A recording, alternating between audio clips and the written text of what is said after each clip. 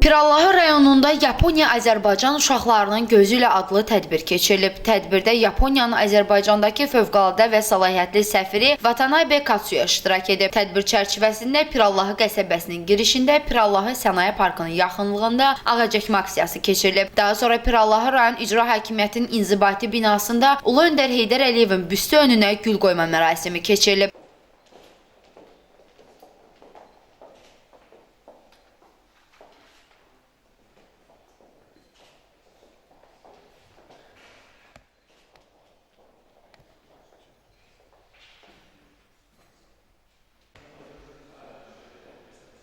Ardınca Pirallahı rayon İcra Hakimiyyətinin başçısı Vasif İmanovun səfir Vatanabe Katsuya ilə görüşü baş tutub. Görüş zamanı rayon İcra Hakimiyyətinin başçısı qonağa rayonun tarixi, coğrafi mövqeyi, adət-ənənələri, mədəni həyatı və əhalinin məşğulluq vəziyyəti ilə barədə məlumat verib. Həmçinin rayonda həyata keçirilən layihələr və görülən işlərdən danışıb. Səfir Vatanabe Katsuya Yaponiya ilə Azərbaycan arasında ikitərəfli əməkdaşlığın dinamik şəkildə inkişaf etdiyini, Azərbaycanda müşahidə olunan sosial-iqtisadi tərəqqinin onda müsbət təəssürat yaratdığını bildirib və burada olmaqdan məmnunluğunu ifadə edib. Sonda Pirallahı Gənclər evində keçirilən tədbirdə Pirallahı rayon İcra Hakimiyyətinin başçısı Vasif İmanov, Yaponiya səfiri Vatanabe Katsuya, millət vəkili Günay Əfəndiyeva, Yeni Azərbaycan Partiyasının Pirallahı rayon təşkilatının sədri Emil Abbasov, Bakı şəhər üzrə təhsil idarəsinin inkişaf layihələr sektorunun müdiri Günay Qurbanova, Bakı Dövlət Universitetinin Azərbaycan Şifahi Xalq Ədəbiyyat Kafedrasının müdiri professor Səhər Orucova, Ailə Qadın və Uşaq Problemləri üzrə Dövlət Komitəsinin əməkdaşı Həsən Əliyev, Səs Media qrupunun rəhbəri Bəhruz Quliyev və rayon ictimaiyyəti nümayəndələri iştirak ediblər. Rəsmi və bədii hissədən ibarət olan tədbir xatirə fotosunun çəkilməsi ilə sona çatıb. Ziya Hikmətoğlu, Rəsul İsayev, Səs TV xəbər.